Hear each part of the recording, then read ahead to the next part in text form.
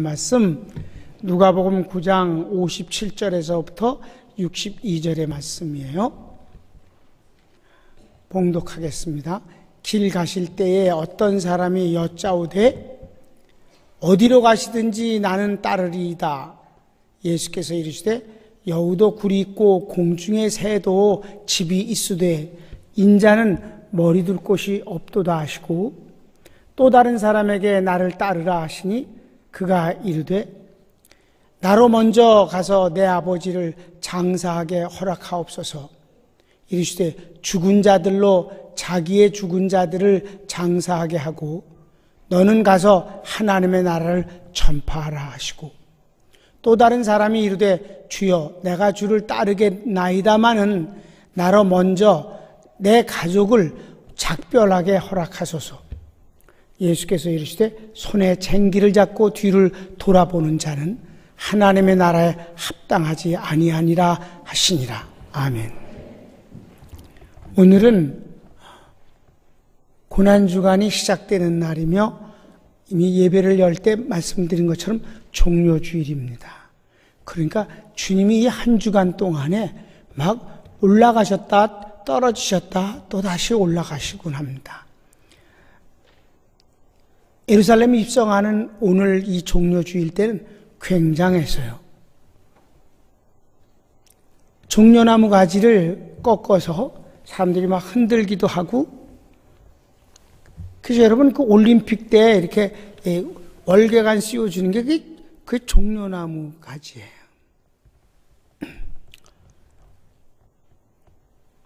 종려나무 가지를 꺾어서 깔기도 하고, 심지어 옷을 벗어서 주님이 지나가는데 카펫을 만들어 드렸어요. 그러면서 그들은 호산나 호산나 다윗의 자손으로 오시는 이여. 다윗의 자손은 메시아예요. 그러니까 당신은 우리를 구원하러 오신 메시아입니다. 그리스도입니다.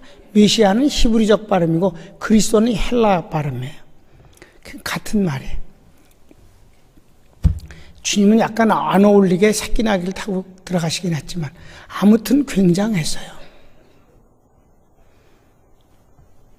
예수님이 이때 많은 사람들에게 그 기대감과 특별히 로마의 압제 속에서 저희들이 나라를 잃고 살아가니까 그때 당시 유대인들에게 있어서 그리스도는 정치적 메시아를 뜻하는 거거든요. 옛날에 기드온 같이 말이에요. 입다처럼 말이에요. 다른 나라로부터 자기네 나라를 구원하고 승리케 만들어주는 그런 메시아를 기대하고 있었어요. 6월절이니까 전 세계에서 유대인들이 몰려왔잖아요. 그런데다가 예수님이 벌써 몇 년째 그 소식을 들었고 또 따라다니면서 체험도 했고, 특별히 가장 큰 일이 일어난 게 뭐예요? 나사로가 죽었다가 나흘 만에 하나님이 예수님이 곧 살려주셔서 시체가 걸어나왔잖아요. 그게 바로 예루살렘에서 10리거리뿐이 안 되는 예루살렘 성이 여기 있으면 감람산 바로 넘어가 바로 베다니니까. 그 베다니에서 그런 일이 일어났으니까 뭐 소문이 다 퍼졌단 말입니다. 그런데 주님이 정치적 메시아로 일을 할 어떤 기미가 보이질 않는 거예요. 성전 청소를 시작해갖고 그 뒤부터는 막 바리새인들 갖고 막 욕을 하시고 썩었다 그러시고, 그러니까 바리새인들이 예수님을 꼭 죽여버려야겠다는 결심을 굳게 하고 그네들이 사람들을 돈을 줘가면서까지 선동을 하기 시작하고 거짓 증거를 수집하기 시작하는 거예요. 거짓 증인을 돈을 주고 만드는 거예요. 막 분위기가 아주 안 좋아졌죠. 그러니까 목요일 날 밤에는 가룟 유다가 아무래도 안 되겠다 싶어갖고 예수님 팔아 넘겨버리잖아요. 다른 제자들은 걱정을 하고 있고. 그리고 그날 밤에 체포당하시고 금요일 아침 9시에 십자가 못 박히시고 오후 3시에 운명하시게 됐어요. 그러나 제3일에 주일날 새벽에 주님은 부활하셨습니다. 그러니까 한 주간에 막 종료주일의 환호와 그리고 그 위기와 마침내 십자가의 죽으심과 그리고는 부활과 이런 엄청난 일들이 일어난 한 주간이었다. 성경에 예수님에 대해서 기록하는 것이 이제 복음서라고 그러잖아요. 마태, 마가, 누가, 요한복음. 그런데 네 성경이 공이 3년 동안을 기록했는데 마지막 일주일, 이 고난주간 일주일치가 꼭 3분의 1을 기록해요. 어느 성경이든지. 그런 걸 보면 주님의 생애의 3년 가운데서 3분의 1만큼이나 엑기스로 모인 곳이 이 한 주간임을 여러분 아시기 바랍니다. 특별히 십자가의 죽음 앞에 놓고 주님이 당하시는 능멸과 제자의 배신과 그리고 온몸이 성한 곳이 하나도 없도록 다 찢어지도록 맞으신 그 채찍에 맞으심과 마침내 그 비난과 조롱당하심은 이루 말할 곳 없고 침받고 더러운 군인 옷을 입혀놓고 왕인같이 꾸미고 왕관 대신 가시관을 눌러 씌워서 머리에 피가 쏟아지게 하고 갈대를 홀 대신 들려주고 그 앞에 절하고 일어나서는 뺨 따리고 온갖 모욕을 다 주었어요.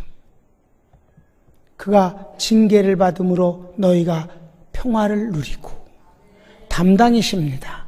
값을 지불하시는 내용들이죠. 그리고 마침내 십자가에 못 박혀 죽으심으로 저주는 평생을 통해서 담당하셨거니와 십자가의 죽으심을 통해서 우리의 죄악 문제를 해결해 주셔서 지옥의 심판에서 우리를 건져내시고 천국에 가게 하시고 마귀의 노예에서 하나님의 자식으로 바꾸어 주시는 역사를 이루신 것이 바로 이 고난주간에 있는 아름다운 일이옵시다.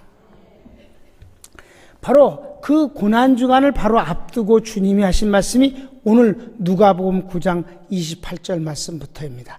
왜 그 시기를 알 수 있느냐 하면 여러분 한번 그 보시면 57절부터인데 51절을 한번 보세요. 예수께서 승천하실 기약이 차가매라고 예루살렘을 향하여 올라가기로 굳게 결심하고 라고 하신 거예요. 이제 예루살렘을 올라가시면 그 고난주간이 되는 거예요. 그러니까 바로 이 마지막 고난주간을 앞에 두고 하시는 말씀입니다.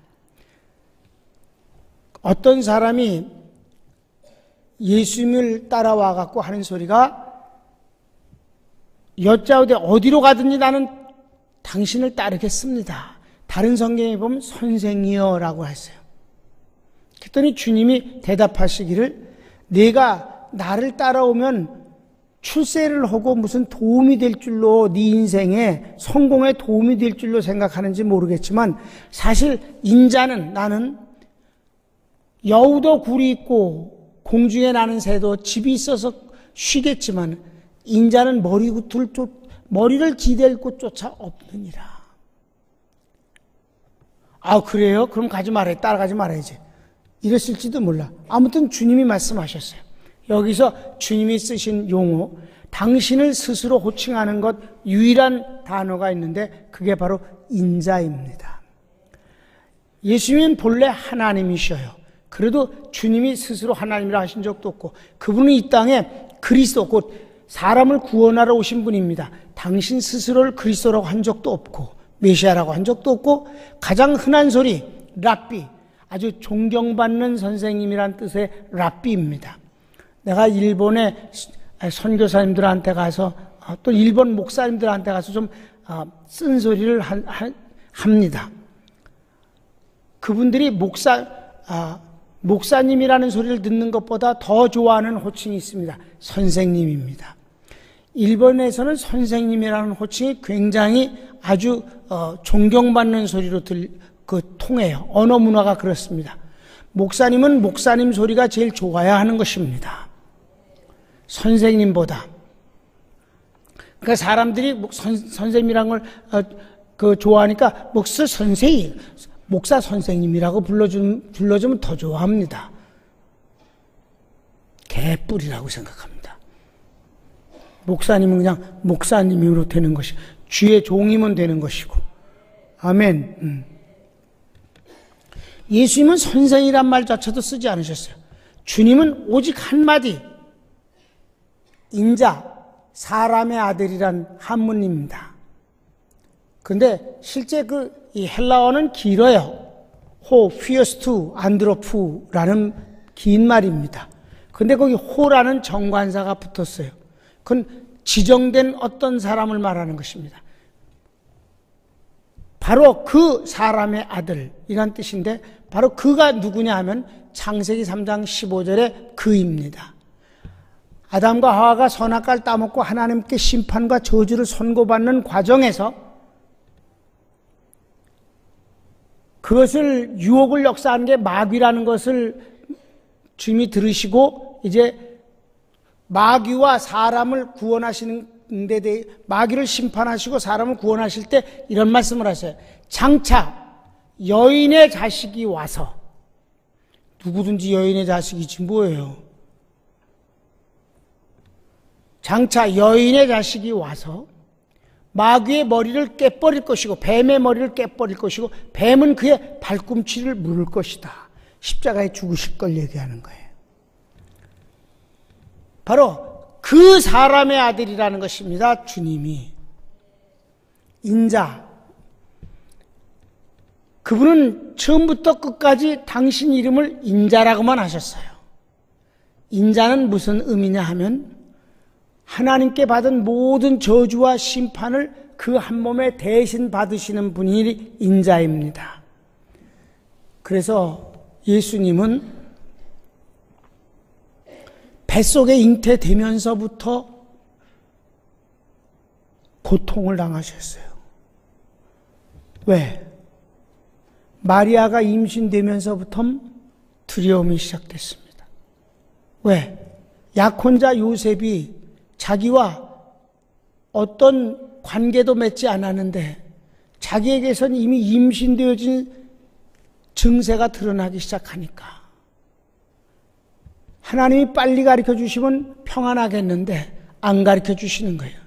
마리아는 자기 약혼자에게 이게 성령으로 잉태된 아이라고 말했다간 아마 욕을 바가지로 더 먹을 겁니다. 이게 어디다 대고 어디다 이름, 왜냐하면 지금까지 그런 일이 없으니까 인류 역사상. 그러니까 마리아는 아무 말도 하지 못했어요.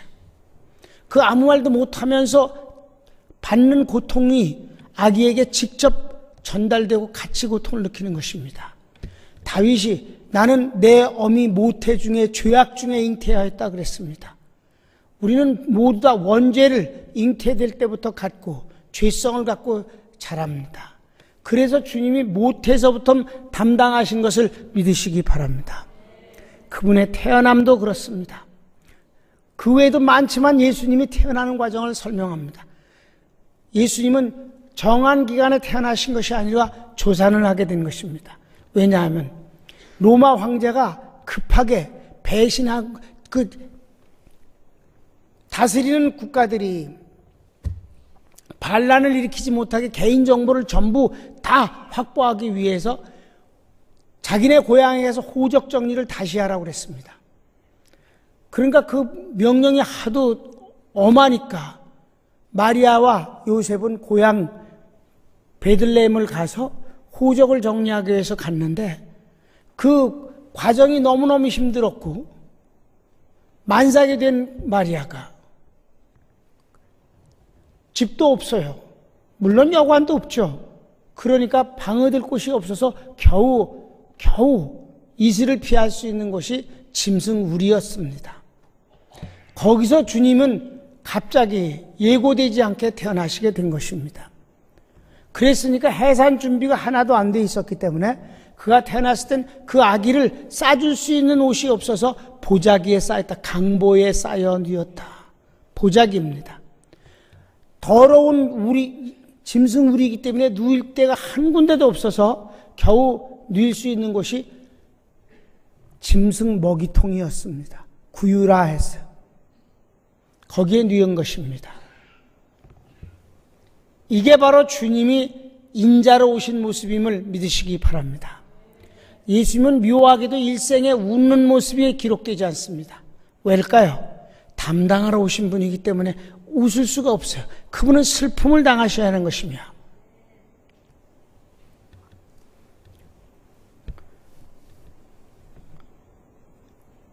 그분이 십자가에 못 박히시기 위해서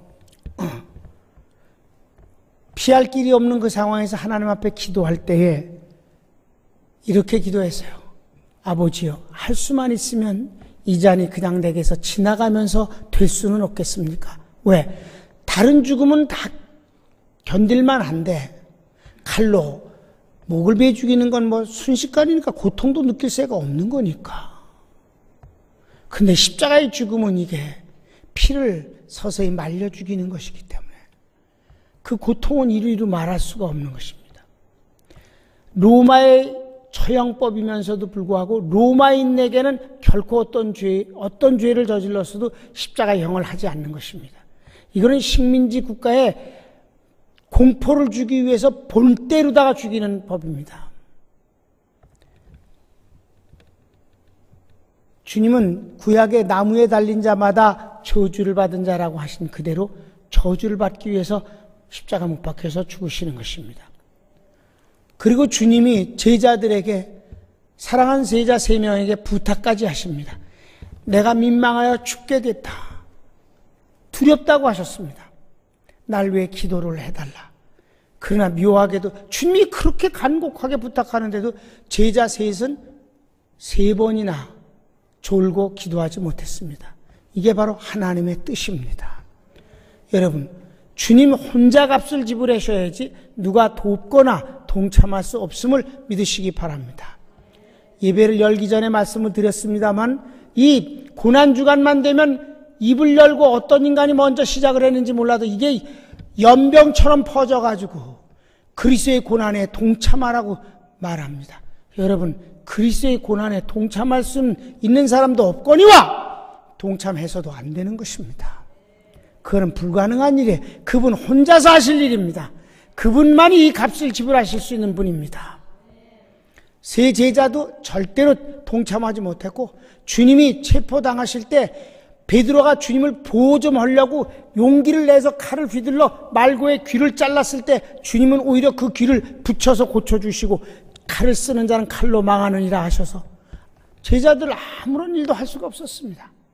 주님 홀로 당하셔야만 합니다. 그 값을 지불하셔야 되기 때문에 그렇습니다.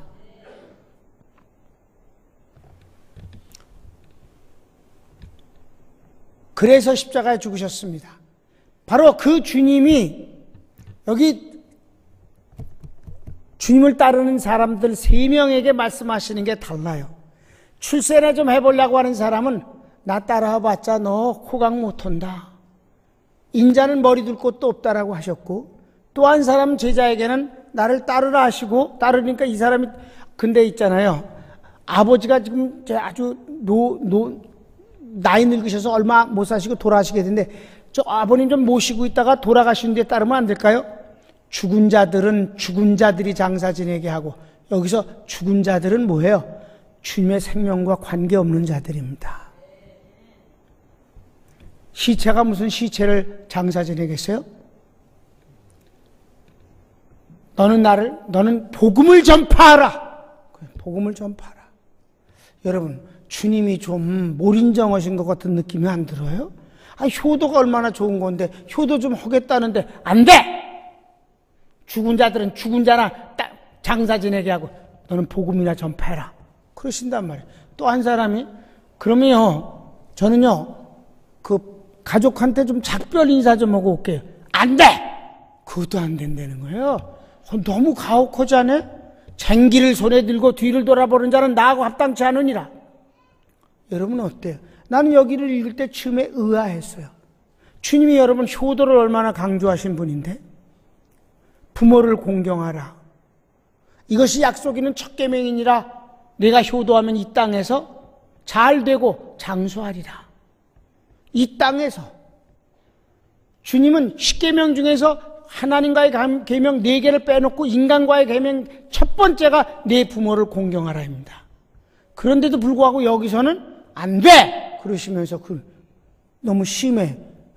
그래, 알았어, 갔다 와, 갔다 와. 이러시는 게 주님 같은 분위기인데, 주님이 여기서는, 개콘에서 나오는 것 같아. 안 돼! 그러네.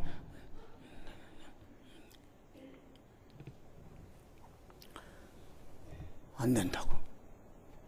그럼 여러분 이거 생각 좀 해봅시다. 이게 왜 주님이 이러실까라고. 이것은 당연한 말씀임을 아셔야 합니다. 여러분, 주님이 다른 사람 말고 날 구원하시기 위해서 그렇게 하신 분임을 아시기 바랍니다. 다른 건 안 보신 거예요. 도덕보다 윤리보다 더 소중한 게 내 영혼을 구원하시기 위한 주님의 전심으로 투자하시는 일입니다. 나를 객관화시켜서 주님과 그 사람 얘기를 보면서 판단하고 재판장 노릇하려고 그러지 말아요. 바로 그 주님이 그런 마음 갖고 십자가를 지셔서 나를 구원하신 거예요.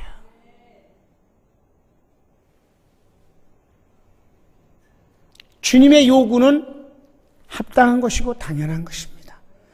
그렇기 때문에 여러분, 주님이 부모가 자식을 사랑하는 것이 얼마나 본능적으로 주님이 주셨기 때문에 강렬한가를 말씀하시면서도 불구하고 하나님은 부모보다 우리를 더 사랑하신다.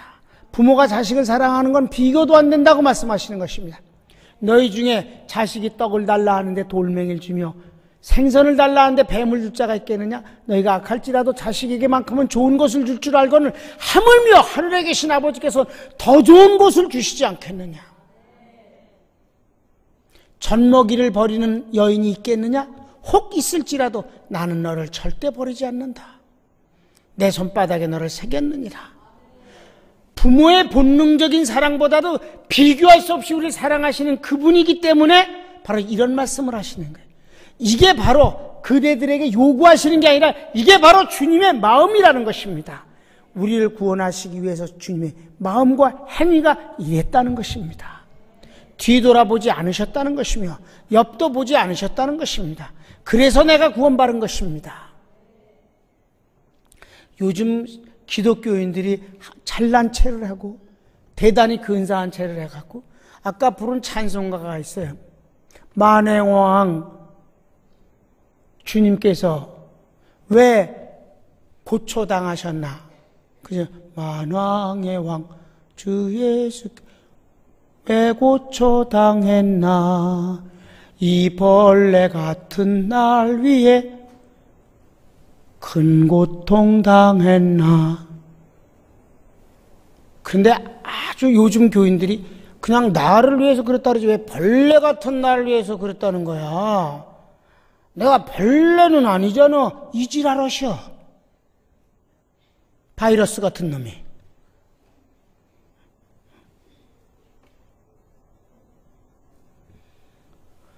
벌레 같은 날 위에라는 그 가사가 마음에 들들어.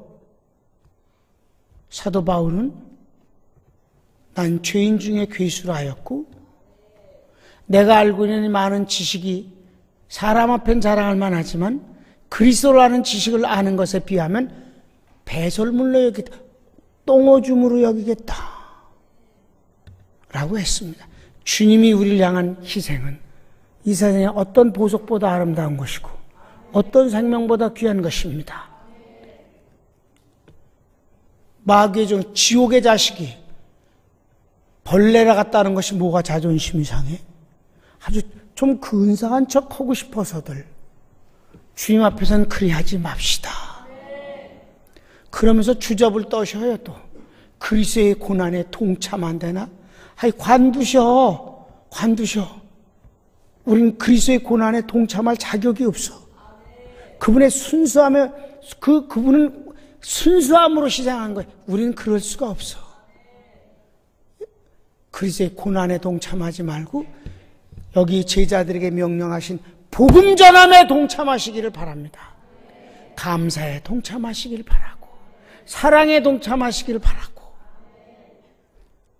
주님의 뜻에 순종하는 일에 동참합시다. 그리스도의 남은 고난을 내 육체에 채우겠노라라고 바울이 말한 적이 있습니다. 그리스도의 남은 고난이란 무엇인 뜻인가? 아직도 우리는 복음을 전하면서 교회를 통해서 하나님의 뜻이, 하나님의 나라가 이 땅에서 확장되어야 됩니다. 교회를 위해서 고난을 받겠다는 뜻입니다. 믿습니까? 그리스도께서 고난을 덜 당하셨다는 뜻이 아니라 섭리 가운데서 하나님의 나라가 이 땅에 이루어지는 과정에서 교회를 섬김에 있어서 교회를 위해서 내 육체의 그 고난을 채우겠다는 뜻이지, 근본적인 그리스도의 고난에 동참할 수 있는 이는 아무도 없습니다. 말들을 근사한 말을 끌어다 쓰다가 보니까 발칙한 일을 다 한단 말이에요. 우리는 교만하지 않게 되기를 바랍니다. 우리 주님이 여기 제자들에게 심한 요구를 한 게 아니라 그게 바로 주님의 마음이었기 때문에 내가 구원을 얻었다. 아멘. 날 구원하시기 위해서 주님은 옆도 뒤도 안 돌아보셨다. 스스로도 안 돌아보시고 타협도 안 하셨다. 그게 바로 하나님의 마음이에요. 그래서 주님이 너무너무 인자니까 곧 그 두려움이 있어서 하나님 앞에 구했더니 하나님이 뭐라고 응답 주셨습니까? 내가 영광을 받았고 또 영광을 받으리라. 네가 사람 되어 와서 마구간에 태어나서 강보자기에 쌓이고 널 죽이려고 하는 헤롯의 그 칼 앞에서 애굽까지 피난을 가는데 그 무시무시한 길을, 어른도 가다가 햇빛에 죽을 수도 있는 그 길을 어린 예수님이 피난 가셨다 오셔서 나사렛 가장 가난하고 힘든 동네에서 30년을 사시면서 성장하시면서 그분이 그곳에서 사실 때 하루라도 배가 부르게 잡숴본 적이 없다는 것이죠. 너무 가난해가지고. 그가 부유하신 자로서 가난해지심은 그의 가난함을 인하여 너희를 부욕케 하려 하심이라. 그가 채찍에 맞음으로 너희는 나음을 얻었다. 그가 징계를 받음으로, 어떻게? 마지막 날 특별히 주님은 징계를 너무 많이 받았어요. 체포당해서 짓지도 않은 죄인이 되어서 헤롯에게 보냈더니 헤롯이 마음껏 희롱을 했습니다. 그 병정들에게 가지고 놀라고 내줬습니다. 예수님에게 더러운 로마 군인의 옷을 입히고 왕관대시 가시관을 그 무시무시하게 이스라엘에 가시는 이 손가락만이 그 가시를 감아서 예수님 머리에다 강제로 눌러 씌워서 온 두피가 찢어져서 피가 흐르게 내리고, 갈대를 손에다 홀 대신 쥐어주고 그 앞에서 절하고 일어나서는 얼굴에 침 받고 뺨을 때리고 희롱했습니다. 그리고 마지막 클라이막스는 채찍입니다. 온몸 발바닥까지 성한 데가 없도록 찢어지게 매를 맞고, 그리고 십자가를 지고 올라가셔서 마침내 운명하신 것입니다. 주님은 옆을 뒤를 볼 새가 없었어요. 나를 사랑하신 것입니다. 우리라고 말하지 말아요. 나예요. 나를 구원하시기 위해서 하신 것입니다. 여러분, 이걸 아는 것이 고난주간에 필요한 신앙이엇이다. 쓸데없이 슬픈 척하지 맙시다. 동참한다는 주접을 떨어서도 안 됩니다. 센티멘탈 넌센스를 부리지 마세요. 주님을 감사합시다. 사랑합시다. 내가 할 수 있는 것으로 섬기면 되는 것이며, 특별히 여기 주님이 아주 강요하다시피 하신 복음을 전하는 일에 동참할 수 있게 되길 바랍니다.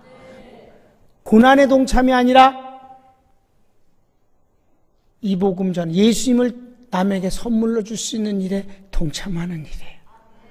여러분, 정말 다행스럽게도 우리 교회가 작년부터 아주 선교일에 적극적으로 일할 수 있는 길을 하나님이 열어주심을 너무 감사드립니다.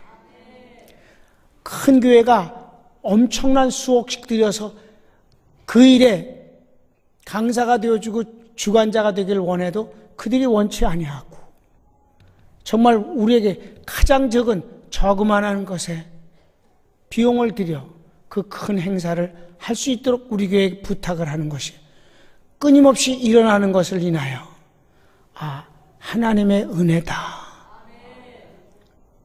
여러분, 드릴 마음만 있으면 있는 대로 하신다고 하더니 부족한 종이 이제 늙어가는데 내가 이대로 하나님 뵐 수는 없습니다. 선교하고 싶습니다. 정말 복음 전하고 주님 앞에 가서 결산보고를 올리고 싶습니다라는 마음이 간절했더니 하나님이 길을 여시기 시작하셨습니다.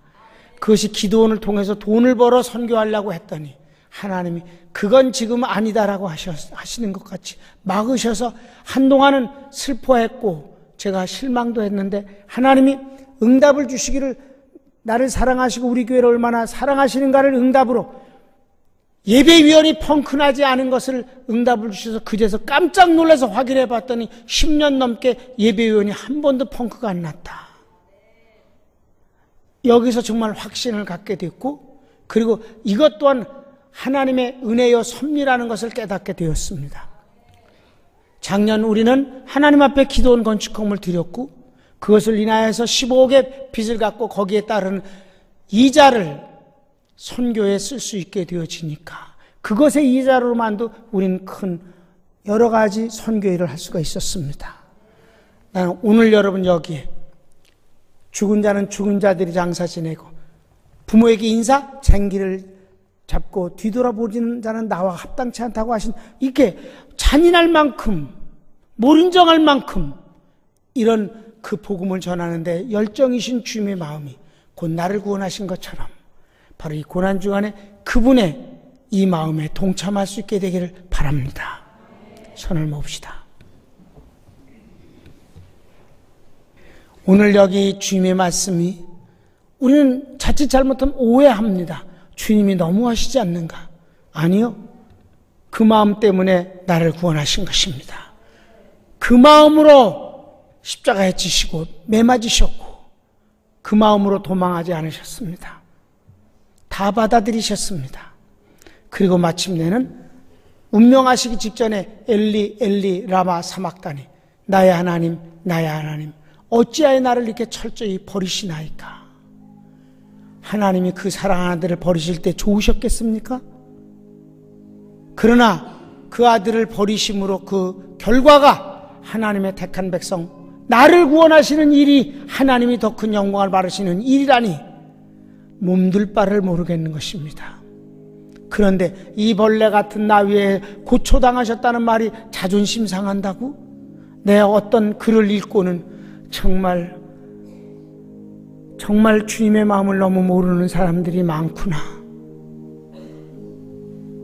나는 우리 교인들이 복음적인 신앙을 갖게 된 것을 다행으로 여깁니다. 다 같이 주여 한번 부르기도 합시다. 주여, 오 사랑하는 주님.